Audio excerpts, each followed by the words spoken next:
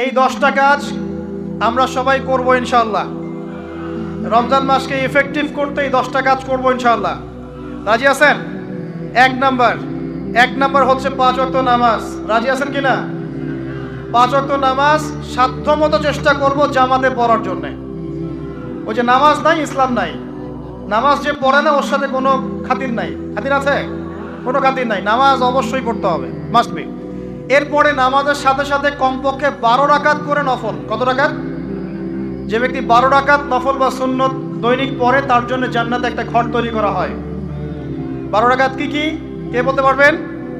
প্রথমে ফজরের 2, জোহরের আগে 4, জোহরের পরে 2, কত হলো? 4 2 6 2 8, মাগরিবের পরে, এশার পরে, এই হলো 12। পড়বো তো ইনশাআল্লাহ। এইগুলো 1 নাম্বার কাজ, নামাজ পড়া। 2 নাম্বার ভাই, নামাজের সাথে সাথে তাহাজ্জুদ এবং তারাবি অবশ্যই পড়তে হবে। রাজি আছেন কি না? আল্লাহর ওয়াস্তে গ্যাঞ্জাম করতে যায় না 20 না 8, এই গ্যাঞ্জামে আল্লাহর ওয়াস্তে যায় না। তারাবির নামাজ 5 ঘন্টা। কত রাকাত সেটা বড় কথা না। তারাবির নামাজ কত ঘন্টা? প্রায় 4-5 ঘন্টা। আর 5 ঘন্টায় 8 রাকাত পড়েন, 5 ঘন্টায় 20 রাকাত পড়েন। কি বুঝতে পারছেন কথা? নবী সাল্লাল্লাহু আলাইহি ওয়াসাল্লাম তারাবির নামাজ কত লম্বা পড়েছেন? 1 ঘন্টা। কতক্ষণ পর্যন্ত? সাহাবীরা কি বলছেন? সাহাবীরা বলছেন যে আমরা তড়িঘড়ি করে সেহরি খেয়েছি। নামাজ এত লম্বা নবীজি পড়েছেন, শেষে তড়িঘড়ি করে সেহরি করতে হয়েছে। তা নবী সাল্লাল্লাহু আলাইহি ওয়াসাল্লামের 2 রাকাত নামাজ কত লম্বা ছিল। আমরা এখন নামাজের রাকাত সংখ্যা নিয়ে যত বেশি ঝগড়া করি, কোয়ালিটি নিয়ে এত ঝগড়া করি না। কোয়ালিটি ইম্পর্টেন্ট না? আমার নামাজটা কত সুন্দর হচ্ছে, কত লম্বা হচ্ছে, কত ধীর স্থির হচ্ছে, এই নামাজে আমি ধীর স্থিরভাবে কোরআন শুনবো, বুঝবো, চোখ দিয়ে পানি ঝরবে, এগুলো ইম্পর্টেন্ট না? মক্কা মদিনায় গিয়ে দেখেন, যারা এখন উমরা করতে গিয়েছেন অনেক, তারা সৌভাগ্যবান। তারাবির নামাজ নর্মাল এমনি যে কোনো নামাজেই, তারাবির নামাজ তো আরো বেশি। দাঁড়ালে আপনার চোখ দিয়ে পানি পড়তে পারত।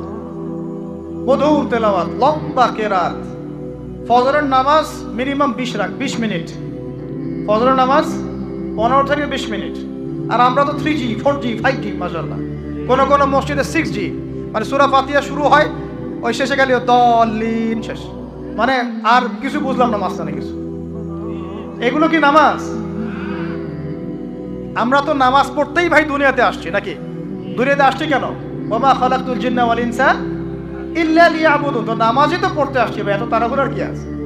ধীর স্থির ভাবে আপনি 8 রাকাত পড়তে চান, পড়েন, লম্বা করে পড়েন, ধীর স্থির ভাবে পড়েন। এক ভাই বলছেন আমি 20 পড়বো। আচ্ছা ভাই পড়ুক তো, ওকে 20 পড়তে দেন, লম্বা করে পড়তে বলেন, ধীর স্থির ভাবে পড়ো। আরেকজন পড়ছে 2 রাকাত, রাতের সালাত 2 করে, একটা হাদিস আছে না, রাতের সালাত 2 করে। এ বেচারা 2 করে পড়তেই আছে। তো লম্বা করে পড়লে কোনো সমস্যা আছে? উদ্দেশ্য কি? আল্লাহকে পাওয়া। আমি নামাজে আল্লাহকে পেলাম কিনা এটা বড় কথা।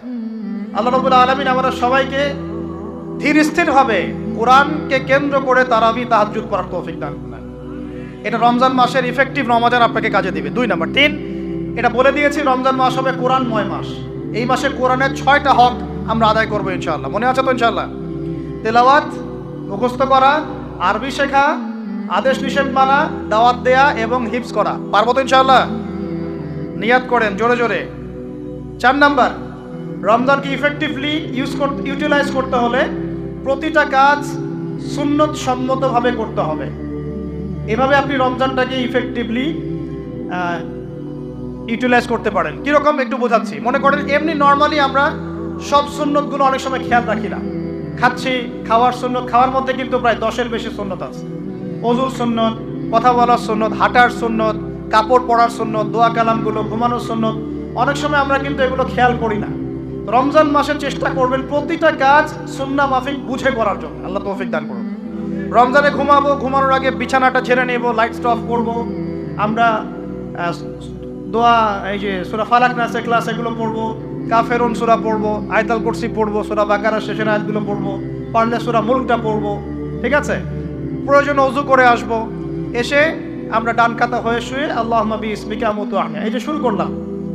ঘুম থেকে ওঠা, ওযু করা, ওয়াশরুমে যাওয়া, খাওয়া দাওয়া করা, মসজিদে যাওয়া, নামাজ, জিকির, তাসবিহ, তাহলিল, ব্যবসা বাণিজ্য, এগুলো সব কিছু সুন্নত নাই? প্রতিটা কাজ সুন্নাহ মাফিক করার চেষ্টা করবো। আল্লাহ তৌফিক দান করুন, আমিন। ফিকহুস সুন্নাহ এরকম কিছু বই পাওয়া যায়। ফিকহুস সুন্নাহ, কিতাবুস সুন্নাহ, এরকম অনেক বই আছে। আরবি থেকে বাংলা অনুবাদ হয়েছে, বাংলাদেশের ওলামায়ে কেরাম লিখেছেন। এরকম সুন্নাহ শেখার কিছু বই কিনে নেবেন, কিনে নিয়ে প্রতিটা কাজ কিভাবে করলে সুন্নত হয় পড়ে দেখবেন। পারবেন তো ইনশাআল্লাহ? আল্লাহ পাক তৌফিক এনায়েত করুন বলি আমিন। এটা কত বললাম? 3 নাম্বার। 4 হচ্ছে দান সদাকা বেশি বেশি করা। রমজানে দান সদাকা বেশি বেশি করা। আল্লাহ রাসূল সাল্লাল্লাহু আলাইহি ওয়াসাল্লাম রমজানে রহমতের বাতাসের চাইতেও বেশি বেশি দান করতেন। আমরা পারবো কিনা ইনশাআল্লাহ? দেখেন, আমি একটা কথা বলি, দান করার জন্যে সম্পদ লাগে না, দান করার জন্য কলিজা লাগে। কি লাগে? ব্যাস, যার মন বড় সে দান করতে পারবে ইনশাআল্লাহ। আল্লাহ পাক আমাদের সবাইকে দ্বীনের জন্য দান করার তৌফিক দান করুন। দ্বীনের জন্য দান করেন, স্থানীয় মসজিদ, মাদ্রাসায়, এতিমখানায়, অসহায় মানুষের পাশে, বিধবার ঘরে, এতিমের ঘরে, যারা খেতে পারছে না 3 বেলা, ওদের ঘরে ঘরে রমজানের বাজার পৌঁছে দেন। আল্লাহ পাক তৌফিক দান করুন, আমিন। 5 নাম্বার, রমাদান মাসে অবশ্যই অবশ্যই আমাদের জাকাতগুলো আমরা দিয়ে দিব। রাজি আছি তো ইনশাআল্লাহ? বলেছি জাকাত এবং সালাতের মধ্যে যে পার্থক্য করে সে মুসলিম নয়। জাকাত ফরজ হয়েছে, অবশ্যই অবশ্যই আপনাকে জাকাত দিতে হবে। এটা কিন্তু নফল কিছু নয়, এটা কি ফরজ। জাকাতের নিসাব জানেন কি না? কত পার্সেন্ট? 2.5%। আচ্ছা, জাকাতের নিসাব নিয়ে ইনশাআল্লাহ পরবর্তীতে লেকচার চলে আসবে, অনলাইনে দেখে নিন। এছাড়া ফিকহুস জাকাত কিছু প্রোগ্রাম আসবে, অনলাইনে দেখে নেবেন ইনশাআল্লাহ। আল্লাহ রাব্বুল আলামিন আমাদের সবাইকে জাকাতগুলো দেওয়ার তৌফিক দান করুন। শুধু জাকাত যদি আমরা ঠিকঠাক মতো দিতাম, একজন মানুষও সমাজে না খেয়ে মারা যেত। একজন মানুষও না। সমাজে এই যে ইকোনমিক সমস্যাগুলো যেগুলো হয়, অর্থনৈতিক সমস্যা, স্যাংশন, মুদ্রাস্ফীতি, হাবিজাবি, অনেক প্রবলেমস ওভারকাম করা যেত শুধু জাকাতের মধ্য দিয়েই। কিন্তু কে শোনে কার কথা? সবাই কি জাকাত দেয়? বাংলাদেশে এমনও মানুষ আছে যার একজনের জাকাত দিয়ে 100 পরিবারের সংসার চলবে। আছে না এমন লোক? আমরা জাকাতগুলো দেওয়ার চেষ্টা করি। আল্লাহ পাক তৌফিক দান করুন। 7 নাম্বারটা বলে দিয়েছি, রমজান হচ্ছে একটা নতুন জাতির উত্থান। অতএব রমজানে আমরা সমস্ত পাপ ছেড়ে দিয়ে একটা আলোকিত জাতি হিসেবে আত্মপ্রকাশ করবো ইনশাআল্লাহ। আল্লাহ পাক তৌফিক দান করুন। 8 নাম্বারও বলে দিয়েছে, রমজান হচ্ছে জুলুমের বিরুদ্ধে দাঁড়িয়ে যাওয়ার চেতনা। রমজান কি? ওই যে বদরের যুদ্ধ, জুলুমের বিরুদ্ধে দাঁড়িয়ে যাওয়ার চেতনা হলো রমাদান। তাই সর্বস্তরের জুলুমকে আমরা রমজান মাসে রুখে দেওয়ার চেষ্টা করবো ইনশাআল্লাহ। আল্লাহ পাক তৌফিক দান করুন। শুরুটা হবে কোত্থেকে? নিজের থেকে। আমার নিজের মধ্যে কি কি জুলুম আছে আমি আগে দেখব। আমি কার কার উপর জুলুম করেছি এটা আগে দেখব। এগুলো আগে প্রতিহত করব, তারপরে আমি ইনশাআল্লাহ তাআলা পরবর্তী দিকে ফোকাস করব। 9 নাম্বার খুব ইম্পর্টেন্ট।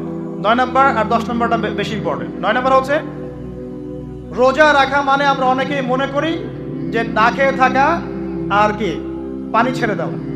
অনেকেই মনে করি এটা রোজা মানে আমাকে না খেয়ে থাকতে হবে আর পানি ছেড়ে দেওয়া লাগবে, স্ত্রী সহবাস ছেড়ে দেওয়া লাগবে। কিন্তু এর চেয়ে বেশি ইম্পর্টেন্ট একটা বিষয় আমরা ভুলে যাই, সেটা হলো রমজান মাসে রোজা রাখার অর্থ হচ্ছে আল্লাহ পাকের সমস্ত কবিরা সগীরা গুনাহ ছেড়ে দেওয়া। আর 10 নম্বর পয়েন্টটা হচ্ছে এই ভাই, রমজান মাস আসলে মাশাআল্লাহ শিকল দিয়ে শয়তানকে বেঁধে রাখা হয়। রমজান মাস আসলে মাশাআল্লাহ আমরা অনেকেই পাক্কা মুসল্লি হয়ে যাই, দান সদকা করি, জাকাত দেই, তারাবি পড়ি, তাহাজ্জুদ পড়ি, অনেক কিছুই করি। কিন্তু ঈদের দিন আসলেই মাশাআল্লাহ আমরা আবার আগের জায়গায় ফিরে যাই। ঈদের দিন শয়তান যে ছাড়া পেয়েছে এটা বোঝার জন্য রাস্তাঘাটে বের হলেই হয় নাকি? মেয়েদের চলাফেরা দেখলে বোঝা যায়, আরও যে হোটেলে হোটেলে গান বাজে এগুলো দেখলে বোঝা যায় শয়তান ছাড়া পেয়েছে, আজকে বুঝলাম। তো এখানে সবচেয়ে বড় শিক্ষাটা হলো রমজান মাসের এই যে শিক্ষাগুলো, ত্যাগের মহিমা, জুলুমের বিরুদ্ধে দাঁড়িয়ে যাওয়া, কোরআনের হক আদায় করা, জাতির উত্থান, বড় বড় অনেক কথা বললাম। এই শিক্ষাগুলোকে সারা বছর ধরে রাখাটাই হলো রমাদানের সবচেয়ে বড় চ্যালেঞ্জ। আমরা পারবো কিনা ইনশাআল্লাহ? আমরা রমাদানের এই 10টা হক আদায় করতে পারবো কিনা ইনশাআল্লাহ? কোরআনের হক আদায় করতে পারবো কিনা ইনশাআল্লাহ? জিকির, আল্লাহ পাকের জিকির বাড়াতে হবে। কি করতে হবে? আল্লাহর জিকির 24 ঘন্টা চলতে থাকবে। অহেতুক কথা এবং কাজ বন্ধ করবেন। অহেতুক কথা কাজ বন্ধ। এই যে আমরা এখন অনলাইনের যুগে প্রচুর অহেতুক কথার কাজ করি, যে কথায় কোনো কাজ নাই, যে মানে কাজেও কোনো কাজ নাই, সেগুলো করতে থাকি আমরা। আল্লাহ পাক আমাদেরকে অহেতুক কথা এবং কাজ থেকে হেফাজত করুন বলি আমি। আত্মশুদ্ধি বলছি ভাই, আত্মশুদ্ধি অর্জন করা, আল্লাহর নূর পাওয়ার জন্য আমাকে আপনাকে প্রথমে নিজের মনটাকে পবিত্র করতে হবে। 1, 2 আমাদেরকে সলাতের পাশাপাশি নফল সলাত বাড়াতে হবে। 3 নাম্বার, দান সাদাকা বাড়াবেন বেশি বেশি। 4 নাম্বার, আল্লাহ পাকের জিকির বাড়িয়ে দেন, আল্লাহ পাক তৌফিক দান করুন। 5 নাম্বার, কোরআন তেলাওয়াত করতে হবে প্রত্যেক দিন, প্রতিদিন কমপক্ষে 1 ঘন্টা করে কোরআন তেলাওয়াত করতে হবে। রাজি আছেন ইনশাআল্লাহ? রাজি আছেন? কোরআন তেলাওয়াত করতে পারেন না কারা কারা? হাত তোলেন দেখে একটু। লজ্জার কিছু নাই, কোরআন তেলাওয়াত করতে। সুবহানাল্লাহ, আপনারা পারেন না? আচ্ছা, হাত নামান। হ্যাঁ, বলছি। যারা কোরআন তেলাওয়াত করতে পারেন না, আমি দুটো অপশন বলি। 1, স্থানীয় কোনো মাদ্রাসায় গিয়ে উলামায়ে কেরামের কাছে বসে বসে কোরআন তেলাওয়াত শিখবেন এই রমজান মাসে। রাজি আছেন? এই রমজান মাসে শিখতে হবে। রাজি আছেন? আরেকটা অপশন, অনলাইনে কোরআন শিক্ষার অনেক কোর্স চালু হয়েছে, বিভিন্ন একাডেমি কোরআন শিক্ষার কোর্স করাচ্ছে। যেটা আপনার ভালো লাগে সেখানে ভর্তি হয়ে এই রমজান মাসে কোরআন শিখবেন ইনশাআল্লাহ। রাজি আছেন? পারবেন তো ইনশাআল্লাহ? এই রমজান মাস হবে কোরআনময় মাস, কোরআনকে কেন্দ্র করে রমজান মাসটা অতিবাহিত করবেন। আল্লাহ পাক তৌফিক এনায়েত করুন। আল্লাহর জিকির বাড়াবেন বেশি বেশি। জিকির করার জন্য আমি একটা বই সাজেস্ট করি, বইটার নাম হলো হিসনুল মুসলিম। বইটা দেখেছেন? নাম শুনেছেন? হিসনুল মুসলিম বইটা সবাই কিনবেন। এই বইটা মুখস্থ করে ফেলা চাই। পারা যাবে ইনশাআল্লাহ? এই পকেট সাইজ পাওয়া যায়, এই পকেটে রেখে দিবেন। প্রত্যেক নামাজের পরে এখান থেকে দোয়া কালামগুলো পড়বেন, পড়তে পড়তে মুখস্থ হয়ে যাবে ইনশাআল্লাহ। এগুলোর অ্যাপস আছে, প্লে স্টোরে ঢোকেন, দেখবেন এখানে হিসনুল মুসলিম অ্যাপস আছে, নামিয়ে নেন। যেখানেই যাবেন এখান থেকে দোয়াগুলো পড়বেন। পারবেন তো ইনশাআল্লাহ? 5 নাম্বার হচ্ছে কোরআন তেলাওয়াত বেশি বেশি করা। এই কাজগুলো করতে থাকেন, ইনশাআল্লাহ তাআলা আপনিও খিদর আলাইহিস সালামের মতো অন্তর্দৃষ্টি লাভ করতে পারবেন ইনশাআল্লাহ। সাথে আরেকটা কাজ বলুন, এটা খুব বেশি ইম্পর্টেন্ট। সেটা হলো আল্লাহওয়ালা মানুষদের সাথে থাকা, দুনিয়াদার মানুষদের সঙ্গ ত্যাগ করা। আমার কথা কি বুঝতে পারছেন? আল্লাহওয়ালা মানুষের সাথে থাকবেন, দুনিয়াদার মানুষকে এড়িয়ে চলবেন। দুনিয়াদার মানুষ কি বোঝেন? যে মানুষের চাল চলন, কথাবার্তা, ওঠা বসা সবকিছুই দুনিয়া কেন্দ্রিক, মানে এখানে আপনি দুনিয়া ছাড়া কিচ্ছু পাবেন। দুনিয়াদারদের সাথে মিশবেন কিভাবে? প্রয়োজন, যতটুকু প্রয়োজন এতটুকু, শেষ। এটা আপনার আত্মার খোরাক দিবে কারা? পরকালের খোরাক দিবে কারা? আল্লাহওয়ালা মানুষরা। আল্লাহওয়ালা মানুষদের সাথে থাকবেন, চলবেন, ইনশাআল্লাহ তাআলা আত্মশুদ্ধি অর্জন করা সহজ হবে ইনশাআল্লাহ। দেখেন, সাহাবায়ে কেরাম রাদিয়াল্লাহু আনহুম আজমাইন কিন্তু কিতাব পড়ে পড়ে ইসলাম শেখেন নাই, তারা নবী সাল্লাল্লাহু আলাইহি ওয়াসাল্লামকে দেখে শিখেছেন। কথা বুঝতে পারছেন? নবীজিকে দেখে শিখেছেন। আমরা তো নবীকে দেখি না, দেখি? আমাদের কাছে কিতাব আছে।